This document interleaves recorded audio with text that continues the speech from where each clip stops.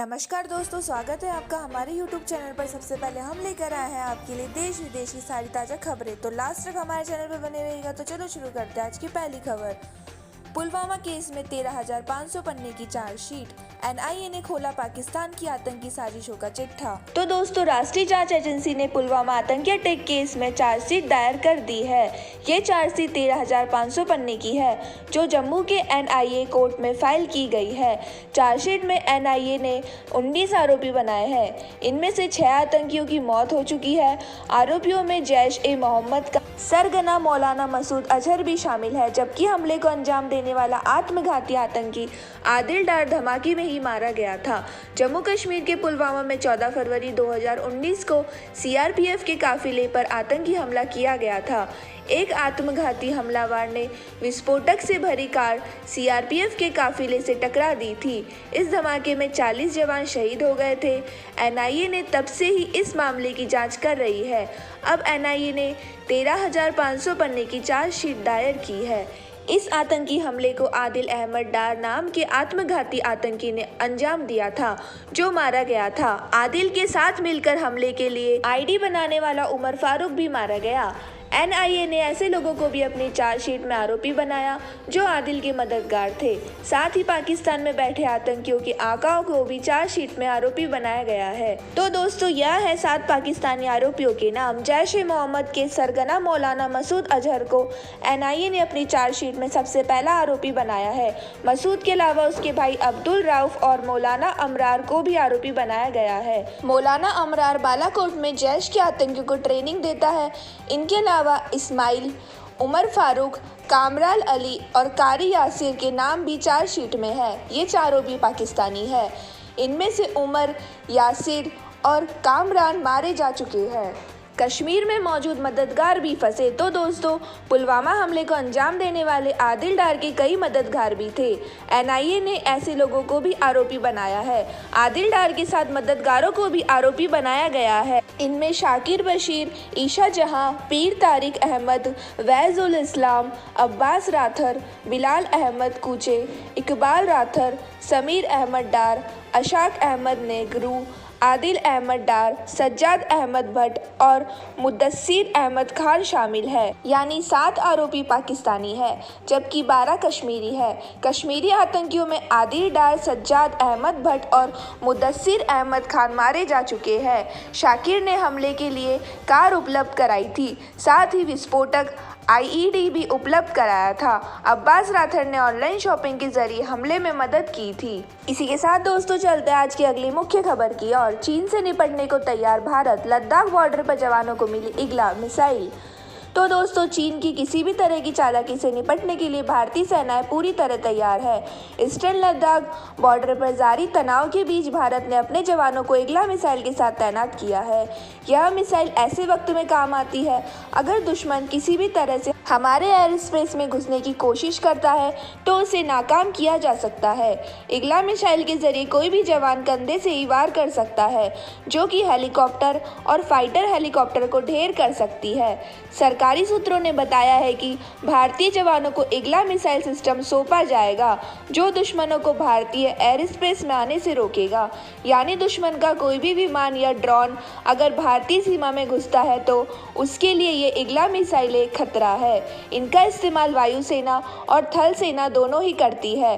तो दोस्तों, साफ है कि लद्दाख इलाके में चीन की किसी भी तरह की चाल से निपटने के लिए भारतीय सेनाएं तैयार है। बीते दिनों में CDS विपिन रावत की ओर से यह भी बयान दिया गया था। विपिन रावत ने अपने बयान में कहा था कि अगर LAC पर बातचीत से ही हल नहीं निकलता है, तो फिर सेना के इस्तेमाल पर भी विचार किया जा सकता है। गलवान घाटी की घटना के बाद भारत और चीन की सेनाएं कई राउंड की बात कर चुकी है। हालांकि अभी तक कोई निर्णय नहीं निकल पाया है। भारत और चीन के बीच मई के महीने से ही तनाव की स्थिति बनी हुई है। गलवान घाटी में 15 जून को दोनों देशों की सेनाओं के बीच में झड़प भी हुई थी, जिसमें भारतीय सेना के 20 जवान शहीद हुए थे। इसी के साथ दोस्तों चलते हैं आज के अगले मुख्य समाचार की ओर। रायगढ़ हादसा, भरभराकर गिर गई थी बिल्डिंग, 20 घंटे बाद 5 साल के बच्चे को जिंदा निकाला। महाराष्ट्र के रायगढ़ में 5 मंजिला इमारत ढह गई है। सोमवार शाम को ढही इमारत से लोगों को बाहर निकालने का सिलसिला जारी है।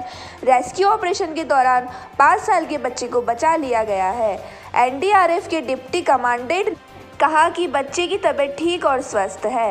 एनडीआरएफ अधिकारी ने कहा कि बच्चा एक किनारे दुबका हुआ था। एनडीआरएफ के 2 जवान जब मलबे को हटा रहे थे तब एक किनारे बच्चे को देखा गया था। फिर उसे बाहर निकाला गया और हॉस्पिटल भेज दिया गया। उसका मेडिकल चेकअप कराया जाएगा। इसी के साथ दोस्तों चलते हैं आज की अगली मुख्य खबर की ओर। राहुल गांधी का वार, महंगा पेट्रोल और बढ़ते दाम, जनता को लूटे सरकार खुलेआम। तो दोस्तों कोरोना वायरस संकट काल के बीच जिस वक्त लोगों के सामने रोजगार की दिक्कतें हैं, ऐसे समय में पेट्रोल के दाम लगातार छठे दिन बढ़े हैं। कांग्रेस नेता राहुल गांधी ने भी अब इस मामले पर मोदी पर निशाना साधा है। मंगलवार को राहुल गांधी ने ट्वीट कर लिखा है कि महंगा पेट्रोल और बढ़ते दाम, जनता को लूटे सरकार खुलेआम। राहुल की ओर से लगातार दाम में बढ़ोतरी के मसले पर सरकार को घेरा जा रहा है। तो दोस्तों आपको बता दें कि मंगलवार को भी पेट्रोल के दाम में बढ़ोतरी हुई। देश की राजधानी दिल्ली में पेट्रोल प्रति लीटर 11 पैसे महंगा होकर 81.73 रुपये पर पहुंच गया है। अगर पिछले एक हफ्ते का रिकॉर्ड देखें तो हर रोज पेट्रोल के दाम में कुछ ना कुछ बढ़ोतरी की गई है। वहीं पिछले 10 दिनों में 9 बार पेट्रोल के दाम बढ़ाए गए। दिल्ली में पिछले दिनों में पेट्रोल करीब 1.30 रुपये महंगा हो गया। हालांकि लंबे वक्त से डीजल के दामों में कोई बढ़ोतरी नहीं हुई है। मंगलवार के आंकड़ों के मुताबिक दिल्ली, कोलकाता, मुंबई और चेन्नई में पेट्रोल की कीमत बढ़कर 81.73 रुपये, 83.24 रुपये, 88.39 रुपये और 84.73 रुपये प्रति लीटर हो गई है। जबकि इन्हीं शहरों में डीजल की कीमत क्रमशः 73.56 रुपये, 77.06 रुपये, 80.11 रुपये और 78.86 रुपये प्रति लीटर है। कांग्रेस नेता राहुल गांधी की ओर से लगातार कोरोना संकट और रोजगार के मसले पर मोदी सरकार को घेरा जा रहा है। कांग्रेस की ओर से बीते दिनों रोजगार से मसले पर ऑनलाइन कैंपेन भी चलाया गया। इससे पहले सोमवार को राहुल गांधी ने ट्वीट कर लिखा था कि 1 नौकरी 1000 बेरोजगार, क्या कर दिया देश का हाल। मतलब यह है कि राहुल गांधी की ओर से पहले कोरोना वायरस को लेकर चेतावनी दी गई थी। बीते दिनों उन्होंने रोजगार के मसले पर सरकार को चेताया था। राहुल ने आरोप लगाया कि उनकी बातों पर गौर ना करके सरकार गलती कर रही है। इसी के साथ दोस्तों चलते हैं आज के अगले मुख्य समाचार की ओर। जीडीपी के 26% के बराबर अकेले रिजर्व बैंक के बही खाते में 13 साल का सबसे बड़ा उछाल।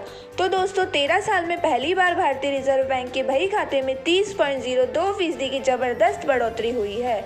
साल 2019 और 2020 में रिजर्व बैंक का बही खाता बढ़कर 53.34 लाख करोड़ रुपए पहुंच गया है, जो देश की कुल जीडीपी का करीब 26% था। मतलब यह है कि भारतीय रिजर्व बैंक जुलाई से जून तक का लेखा जोखा पेश करता है और उसके बही खाते में करेंसी और विदेशी मुद्रा भंडार दोनों को जोड़ा जाता है। साल 2018 और 19 में यह 41.02 लाख करोड़ रुपए था।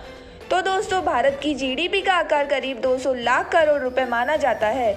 इसके हिसाब से रिजर्व बैंक का बैलेंस शीट जीडीपी का करीब 26% है। इससे पहले की सबसे बड़ी बढ़त साल 2007 और 2008 में हुई थी, जब रिजर्व बैंक का बही खाता 46% से बढ़कर 14.62 लाख करोड़ रुपए तक पहुंच गया था। साल 2011-12 में रिजर्व बैंक के बही खाते में 22% की बढ़त हुई थी। मतलब यह है कि रिजर्व बैंक का बही खाता भारतीय अर्थव्यवस्था के लिए काफ़ी मायने रखता है, क्योंकि यह करेंसी जारी करता है, नकदी का प्रबंध करता है और विदेशी मुद्रा बाजार में उतार चढ़ाव को कम करता है। पिछले कुछ वर्ष से रिजर्व बैंक का बही खाता हर साल 10 से 12% की दर से बढ़ता जा रहा है। रिजर्व बैंक के अनुसार साल 2019-20 में उसके घरेलू और विदेशी निवेश में क्रमशः 18.40 और 27.28% की बढ़त हुई। इस तरह लोन और कर्ज में 245.76% तक, गोल्ड में 52.85% तक बढ़त हुई। 30 जून तक के आंकड़ों के मुताबिक रिजर्व बैंक के एसेट्स में 28.75% हिस्सा घरेलू एसेट्स का, जबकि 71.25% हिस्सा विदेशी करेंसी का और गोल्ड का है। इसी के साथ दोस्तों चलते हैं आज की अगली मुख्य खबर की ओर। दिल्ली में वापसी कर रहा कोरोना का खतरा, 1 महीने बाद फिर बढ़ा पॉजिटिव रेट। तो दोस्तों, कोरोना पर कंट्रोल के लिए एक तरफ जहां दिल्ली सरकार अपनी पीठ थपथपा रही है, वहीं इसी बीच कुछ चौंकाने वाले संकेत मिल रहे हैं। दिल्ली में कोरोना मरीजों की दर में उछाल आ रहा है। खासकर अगस्त महीने में कोरोना के रेट में बढ़ोतरी देखी गई है। पिछले हफ्ते दिल्ली में जितने कोरोना टेस्ट किए गए, उनमें से 7.4% लोग पॉजिटिव आए हैं, जबकि अगर एक दिन की बात करें तो यह आंकड़ा और भी ऊपर चला गया है। अगस्त महीने में यह अब तक का सबसे ज्यादा कोरोना रेट है। एक तरफ जहां दिल्ली मेट्रो खोलने की भी तैयारी कर रही है, वैसे में संक्रमण का ग्राफ बढ़ना चिंताजनक है। सोमवार को दिल्ली में कोरोना के 1061 नए केस सामने आए, जबकि 13 मरीजों की मौत कोरोना से हुई है।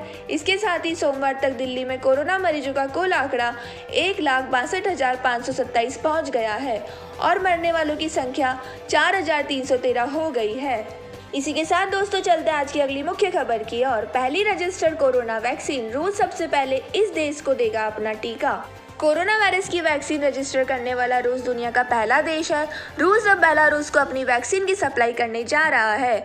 रूस के राष्ट्रपति व्लादिमीर पुतिन ने बेलारूस के राष्ट्रपति अलेक्जेंडर लुकाशेंको को वैक्सीन की पहली खेप भेजने का आश्वासन दिया है। दोनों नेताओं ने फोन पर बात की है। बता दें कि बेलारूस में इस वक्त सरकार विरोधी प्रदर्शन भी चल रहे हैं। इस महीने बेलारूस में चुनाव हुए थे, जिसके नतीजे आने के बाद राष्ट्रपति अलेक्जेंडर लुकाशेंको को भारी विरोध का सामना करना पड़ रहा है। रिपोर्ट के मुताबिक पुतिन ने अलेक्जेंडर लुकाशेंको से देश की हालत पर भी चर्चा की और कोरोना वैक्सीन की बात भी कही है। हालांकि बेलारूस में वॉलेंटियर करने वाले लोगों को ही वैक्सीन की खुराक दी जाएगी, क्योंकि रूस अभी इस वैक्सीन के तीसरे राउंड का ट्रायल भी कर रहा है। रूस ने तीसरे राउंड के ट्रायल से पहले ही वैक्सीन को सफल घोषित कर दिया था। बता दें कि कोरोना शुरू होने पर बेलारूस के राष्ट्रपति अलेक्जेंडर ने महामारी को खारिज करने की कोशिश की थी। अब तक बेलारूस में आधिकारिक रूप से 70,000 से अधिक कोरोना के मामले सामने आ चुके हैं। इसी के साथ दोस्तों चलते हैं आज की अगली मुख्य खबर की ओर। क्रिस गेल का कोरोना टेस्ट आया नेगेटिव, उसेन बोल्ट के साथ की थी पार्टी। तो दोस्तों, कैरेबियाई धुरंधर क्रिस गेल, जिन्होंने कथित तौर पर महान फर्राटा धावक उसेन बोल्ट की जन्मदिन पार्टी में शिरकत की थी, उनका कोविड-19 टेस्ट नेगेटिव आया है और अब वह आईपीएल के आगामी सीजन के लिए संयुक्त अरब अमीरात जाने को तैयार है। मीडिया रिपोर्ट की माने तो गेल उन खिलाड़ियों में से थे जिन्होंने बोल्ट के 34वें जन्मदिन की पार्टी में हिस्सा लिया था, लेकिन उनका कोविड-19 टेस्ट नेगेटिव आया है और वह किंग्स 11 पंजाब से जुड़ने के लिए यूएई रवाना होने वाले हैं। गेल ने अपने इंस्टाग्राम स्टोरी में लिखा, कुछ दिन पहले कोविड-19 टेस्ट, सफ़र करने से पहले मुझे 2 नेगेटिव टेस्ट की ज़रूरत। एक और पोस्ट में उन्होंने लिखा, पिछली बार का टेस्ट मेरी नाक में कुछ अंदर तक चला गया था, शुक्र है परिणाम नेगेटिव आया। उन्होंने लिखा, मैं 2020 में घर में रहने वाला हूँ, दोबारा सफ़र नहीं करूँगा, ना मुझे इजाज़त दीजिए। वहीं बोल्ट का कोविड-19 टेस्ट पॉजिटिव आया। उन्होंने सोमवार को सोशल मीडिया पर एक वीडियो पोस्ट करते हुए बताया कि उन्होंने खुद को सेल्फ आइसोलेट कर लिया है। हालांकि इस समय उनके अंदर किसी तरह के लक्षण नहीं है। तो दोस्तों, यह थे आज के मुख्य समाचार। तो इस चैनल को लाइक करना, शेयर करना, सब्सक्राइब करना तथा बेल आइकन दबाना ना भूलें। धन्यवाद।